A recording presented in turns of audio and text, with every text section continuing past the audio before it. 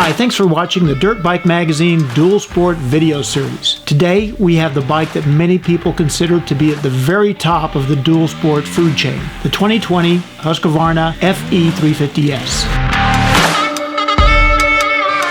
This year, the S suffix is new because there is another FE350 in the line, a new dirt-only version of the same bike. Both variations have the newer frame design and bodywork that were introduced on the motocross bike in 2019. The dual sport version is a little cleaner, a little leaner, and incredibly quiet. Up front, this bike runs great without any modifications whatsoever. No joke. The bike starts, idles, doesn't cough or flame out at all. We can't even say that about many unrestricted motocross bikes. It's still fully emissions and noise compliant without any cheats, like a throttle stop or an inner baffle.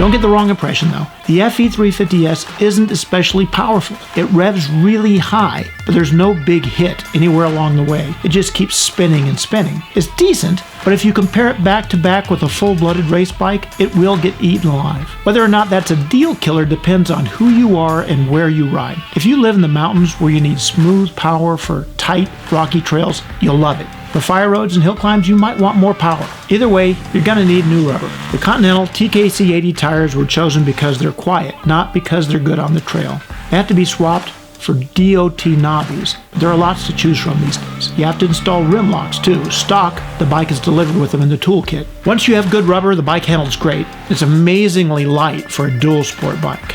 On our scale, it weighs 237 pounds without fuel. That's awesome. For comparison, the Honda CRF 450L Dual Sport is 40 pounds heavier on the same scale. Even the YZ450F motocross bike is a couple pounds more. A Yamaha TW200 is even 30 pounds heavier. As we mentioned, the bike does have a new, stiffer frame this year. We were a little concerned that it wouldn't work well off-road, but the FE350 is still a very comfortable bike. The WP Explorer fork and shock are very soft, which makes for a cushy ride at a casual pace. It might even be overkill. When you grab a handful of front brake, the fork dives excessively, and when you get into whoops, it's easy to use up all the rear suspension travel.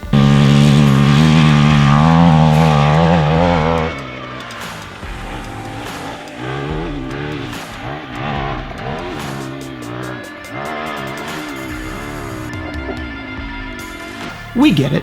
Husqvarna is aiming to make this bike a comfy cruiser type of bike. We often get questions about unplugging any dual sport bike. If you really decide you want to go down that road, be aware that it has to start with EFI mapping, which technically turns the bike into a closed course competition machine. That's tricky because the EFI unit is locked, but without it, changes in the exhaust or intake will actually make the bike run worse. As far as the DOT stuff goes, it's actually very good. This is one of the very first dual sport test bikes that still has all of its blinkers and DOT stuff after a few weeks of riding. Usually that stuff falls off immediately. So far so good. The license plate bracket actually is a little vulnerable, especially if you put on a knobby. This year Husqvarna dropped the 250 and the 450 dual sport bikes, leaving only the 350 and the 501. Not too many riders will miss the 250, which was a fun bike but very expensive. The 501 is great, but you have to be a fan of big boards, which aren't for everyone. That means the 350 will be the bike that's right for most riders. It's truly a great motorcycle that can be taken straight into the dirt in stock form.